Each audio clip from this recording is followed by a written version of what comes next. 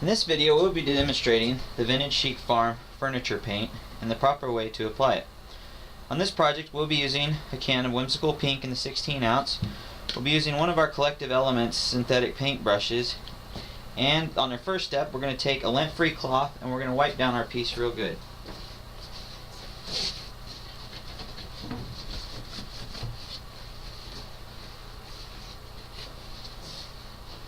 The next step, after you have wiped your piece down, is to remove all the hardware from any doors or drawers.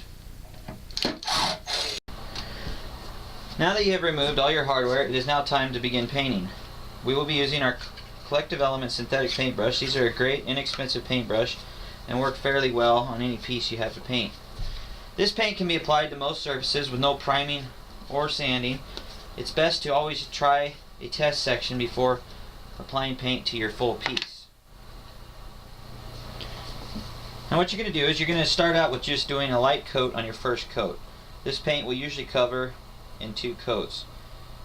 You're going to want to go along the grain with the wood as you're painting. Just like so, doing a light coat, not trying to cover it all in one coat.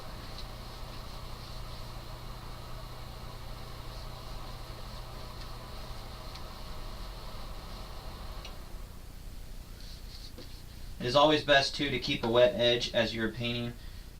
Okay, we have now finished our first coat. As you can tell, it is streaky. We didn't try to put it on real heavy. As soon as you're done with the first coat, you're going to let it dry for 30 minutes to an hour, just as soon as it's dry to touch. And then after that we will start on our second coat. Okay, we've let our first coat dry. Our next step is going to be to apply our second coat. If you remember, we didn't do any prepping to this, no priming or sanding. And as you can see, I'll run my fingernails across the paint here. You notice that it doesn't scratch off. This paint adheres very well to most surfaces with no prepping. Okay, so our next step is just going to be to apply our second coat. So we're going to apply our second coat, and we're going to do it just the same way we did before, always keeping a wet edge. And usually this paint will cover in 2 coats. Sometimes a third is needed if the surface that was painted over is dark. So we're just going to put on our second coat. As you can see, it's covering very, very well.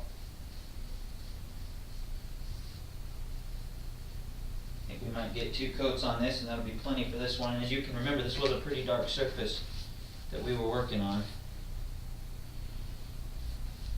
And you're just going to paint it going along the grain of the wood until your project is done, and then you're going to let it dry. If it needs another coat, we recommend 30 minutes to an hour before you recoat it. And then on your final coat, we recommend letting it dry and cure for 24 hours before you do any shabbing, if you're planning on sanding it down. Okay, once your final coat of paint is dry, you can start reattaching your hardware if you're not planning on distressing or waxing, just using the paint as the final top coat, which it can be used, but we do recommend using a top coat. It gives it a more durable finish if it's going to be subject to heavy use. Be sure to check out our other videos on how to distress and also how to use the Fitties wax for top coat. Thanks for watching.